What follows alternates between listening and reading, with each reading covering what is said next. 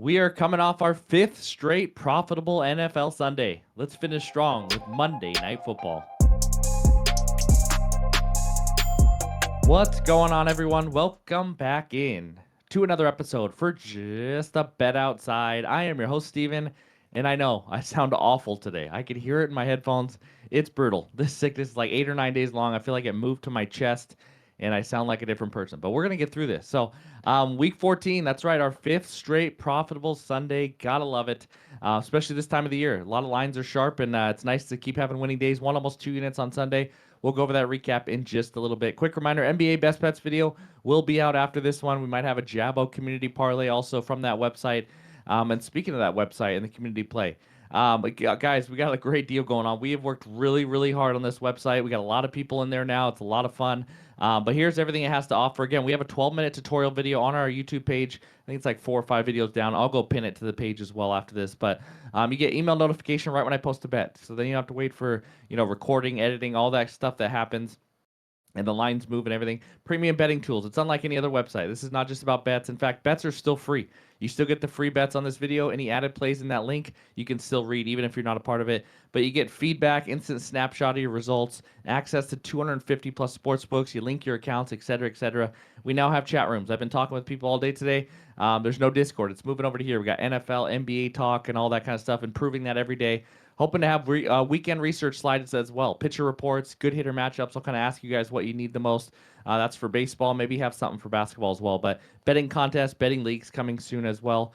1-year membership, $150 a year, or it's $14.99 a month. But you can use the promo code JABOXmas. You get 1 free month. Again, our goal here was to give you as many tools and have as much value as possible while still trying to keep this price down. But we worked really hard. Hopefully, you guys are enjoying it. So that's what we got for that. Let's get into the video now. I have a dad joke and a fun fact. That's right. Here we go. We're going to start with the dad joke. I ate a kid's meal at McDonald's today. His mom was angry. It's okay. Fun fact. Did you know that you can't breathe out through your nose while talking? I'm picturing everybody trying to do it right now. It's awesome. In this video, we're going to recap Week 14. I'm going to preview and give my 2 best bets for the Eagles and Chargers. I'm going to give 1 lean, and then we'll finish it with the recap. So hit that like button if you haven't already. Leave a comment below to help this channel continue to grow. If you're new to the channel, you know what to do. Hit that subscribe button. Come join this awesome community. We talk MLB, NBA, and NFL all year round. Have a lot of fun doing it. And also, if you're on mobile, hit that hype button. Helps this channel really get out there. I appreciate you guys. But let's get it rolling. And that means it's recap time. All right, here we go. Week 14 bets recap. We got 1 bet that just crushed me. You already know if you heard on the website or on X. I was venting about it. We'll talk about it in a second. But over 42.5 Washington, Minnesota. I was thinking Marcus Mariota was starting. He's the one I wanted against the Blitz. He's been very good. Jane Daniels played. He needs to stop playing. He's awful. He's just awful. Mariota came in at the end of the game when he got hurt and drove right down the field, but then they fumbled. So it is what it is. But one team scored 31, and I missed on an over 42.5. That hurt. Colts team total under 24.5. I don't know how it really would have ended up, but Daniel Jones goes down with a big injury, probably done for the season. It helped us win this bet, but to be honest, that sucks. I felt bad for him. He was frustrated on the ground, that's for sure. But Seahawks and Ravens moneyline parlay. I think I got it all out of my system, guys. It was the worst call of the season, and I mean it. It was horrendous. You're gonna get a lot of people going both sides on this. The Ravens threw a touchdown. Again, this is when it guaranteed their win, but there's a couple minutes left in the game. They throw a touchdown pass to Isaiah Likely, and he extends the ball out with 1 foot, 2 foot. As he's about to move the 3rd foot, that's when the ball comes loose. And you watch it live, you think that's a touchdown. And then the ball comes loose late. So you're supposed to make 1, 2, and then a football move, which can be extending the ball, and that's what he did. I don't know what other football move you're supposed to make in the end zone. Maybe turn up field and go deeper into the end zone. It was atrocious. It really was. It was hard to watch. I feel bad for Ravens fans and all that. Again, maybe Pittsburgh goes down and scores with 2 minutes left, but that cost us. That hurt. It hurt me. I'll say that. Player props. Nice 3-2 day. 3-1 on the 1 unit plays actually. But Tua under 29.5 pass attempts. Never really a doubt, to be honest with you. Michael Wilson over 5.5 receptions. I said this guy's a beast. How about a first half cash? 6 catches at halftime. Chase Brown over 50.5 rush yards. When you watch that game, you realize I think the snow had an impact, but the Bengals offensive line had no footing. They couldn't get any push in the run game. And maybe that's something I have to look more into whenever there's snow. I thought teams could run the ball when there's snow. but it looked easier to pass the ball actually, and there was just no holes. He did absolutely nothing. It was like 12 carries for 20 something yards, just brutal. Mayfield under 30.5 pass attempts. This one was sweaty. The Saints gave the ball back with 2 minutes left, and he had a chance. It was or his fourth down. If he would have completed it, he might have had a chance to throw a couple more. Luckily, he didn't. End with 29 for a 1 unit winner. And then McCarthy and Gino. I don't even know if Gino threw one, but McCarthy was awesome. So again, half unit sprinkle. We tried for interceptions, but I was able to end JJ McCarthy's interception streak. So that's what we got for that. Now the anytime touchdowns. How about a 3-0 sweep? If you did parlay him, then you hit pretty big. Jacoby Myers touchdown, Watson touchdown, and Harvey touchdown. Nice day to plus 200 and plus 180. So 7-4 there, up 1.89 units. Now let's check out page 2 for all the breakdown. As you can see, the props are carrying us this season, up 11.21 units on it. But there is the season overall record, 116-93, up 15.03 units. I want to hit 20 soon, so hopefully we can make that happen next week or the week after. But it's been a nice little run. Let's keep it rolling. And that's what I got for the recap. Now let's talk Monday Night Football. All right, we head out to Los Angeles where the Chargers host the Philadelphia Eagles. Eagles minus 1.5. Total is 41.5. Let's preview this game real quick. Eagles coming in off a bad loss on primetime versus the Chicago Bears on Friday night. Now have lost 2 straight. Chargers coming in off a 31-14 win versus the Raiders after their bye week. They have now won 4 of their last 5 games. Their 4 wins, the Raiders, the Steelers, the Titans, and the Vikings. Not exactly a tough slate, though. Injury report. Eagles, stud D tackle Jalen Carter is out, and left tackle Lane Johnson is also still out. Those are their 2 best linemen on the team, probably. So, Chargers, the big news, Justin Herbert is questionable to play. He just had hand surgery on Monday, and he still might play. I don't know how. I wouldn't play if I tripped on the stairs too hard, probably in the next day. But anyways, they're pretty healthy other than that, the Chargers. So let's talk some trends. Since 2021, Nick Sirianni is actually the 3rd least profitable head coach against the spread, coming off a straight up loss, 8-15 ATS off a loss.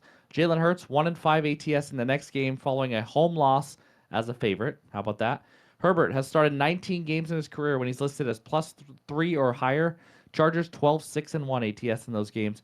Eagles 5-2 against the spread in the first half in the 7 trips out west. There you go. Wild Wild West. Remember that movie? That was awful. Anyways, over the last decade, Eagles are 120-62-1 straight up when left tackle Lane Johnson plays. When he doesn't play, how about 15-26 straight up? Not pretty. Now, let's get into my 2 best bets here. My first one, and by the way, the theme today, it's unders. Eagles team total under 21.5, minus 113 on FanDuel, half unit play for this first one. Let's dive in here with this Eagles offense. And as you can see by this outlier screenshot, Eagles are under this line in 7 of 12 games, under in 4 straight now, and 6 of the last 8. It has just not been good on offense right now. In their last 8 games, they're averaging 20 points per game. That includes a 38-point outburst versus the lowly Giants. Now, this offense, you watch them, it's just clunky. It's just not good. And a big reason is because, well, their run game just flat out sucks. The O-line struggles to run block. Now, no Lane Johnson still. Saquon averaging 3.7 yards per attempt. He averaged 5.8 last year.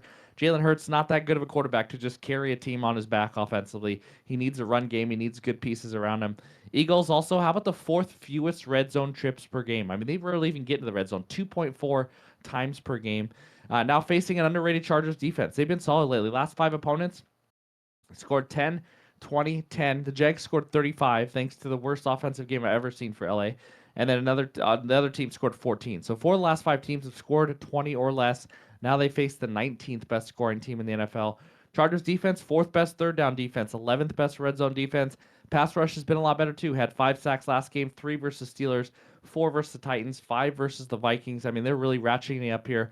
And Chargers are only giving up 19.8 points per game at home this year. So I like this one. I see this kind of being an under full game type of game in general. But I'm just going to stick to the Eagles here. Give me the Philly team total under 21.5 as my first best bet. Second one, I said the theme is under. How about Saquon Barkley under 70.5 rush yards, minus 114 on FanDuel for a half unit. Like I just said, he's averaging 3.7 yards per attempt. It is not pretty.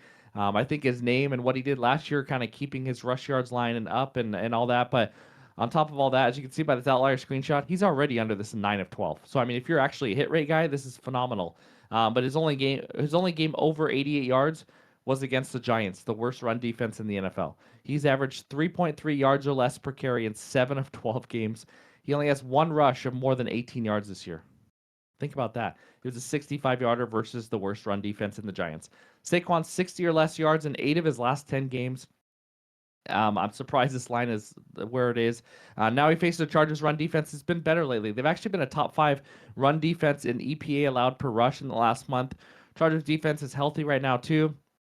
I like how they've been playing. Chargers just need to avoid giving up that one big run. With this O-line struggling to block, I like this one. So give me Charles Barkley under 70.5 rush yards. That is my second and final best bet. Now let's talk a lean. All right, before we get to the leans, let's talk the Kalshi trade of the day. That's right, baby. So here it is. If you guys are new, this website is awesome. It's federally regulated in all 50 states. The link is in the description to join. If you use that link to sign up, you deposit $100, you get a $20 bonus credit. But you can pretty much bet on all world events. It's like stocks, buying and selling contracts, all that kind of stuff. Weather, politics, economics, whatever it is. Of course, we're going to do sports. So let's just do this. And they got some props out as well for these games. But we're going to go for sports and pro football. And we're going to pick this Monday night football game, of course, between the Eagles and the Chargers. So that's what we got. Once you pull it up, sorry, my voice is awful. Once you pull it up, you can pick, just Philly to win, 56 cents a contract of the favorite, or Chargers.